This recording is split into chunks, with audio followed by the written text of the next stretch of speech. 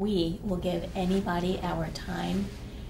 We have occasionally, someone will say, oh yeah, I referred you to a friend, but they just have a small little house in, you know, some town, so they're thinking you wouldn't care about that. And I say, no, and yes we do, and they will get just as much time as somebody in an affluent community with a 4 million plus house. There's never a waste of time.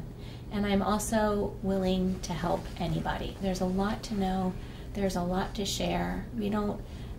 I think we are blessed with talented, wonderful colleagues, but there's sometimes some misinformation out there, and we're always happy to help people, even if it doesn't translate to business for us. I feel like that's part of the code of ethics that we sign into. You know, it's like a doctor.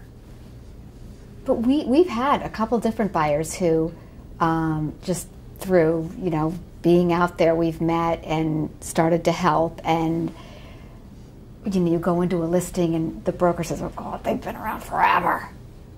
You're like, oh, okay, well, okay. And every single last one of them has eventually bought a house. Now, it might take a year. It might take 2 years. But it is what it is. That's part of the job. And we accept that. And we have plenty of buyers who we put in an offer, it doesn't get accepted, you know, and then, oh, we're going to put it on hold for a little while. But guess what? They come back. They always come back. You just, you know, stay with them. It's okay. And you know what? 26 years ago, I was a consumer. I looked for a house for 2.5 years before I had my real estate license, and our broker stuck with us. And that is just a great learning lesson for me. And I tell people all the time, don't worry about it. Take your time. You're going to know it when it's right. So there's no pressure. That's the other thing with us. Our clients, they always become our friends. So it is important, you know, circling back to another question, how do you keep those relationships? How do you stay in touch? I truly believe we are friends with them. They get busy family lives, we're busy, but we do entertain once a year to make sure we're at a minimum touching base. You're going to get an invitation from us. We hope you come and can join us at that event. Everybody has access to most of the information we do. We know a lot more, but what's available to the public you have access to. So we get people, they're educated, they've been working on whatever website they prefer. They think they have all the information. I can assure you they don't, but they think they have all the information, and they are shopping on their own. So the open houses are wildly important.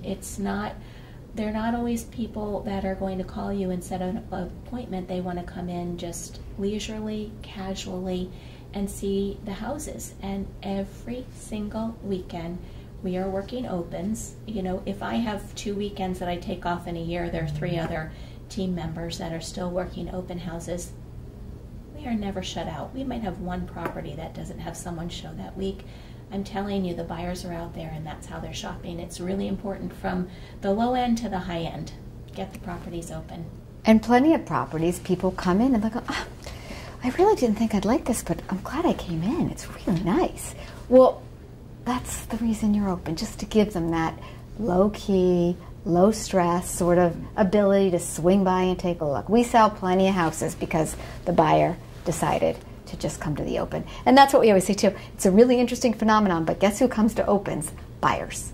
You know, I mean, you get the looky lure every once in a while, but we love them too because they might have a friend, a daughter, a son, whoever, who might want to eventually buy a house. So we're nice to them, and you never know. It might end up being a referral.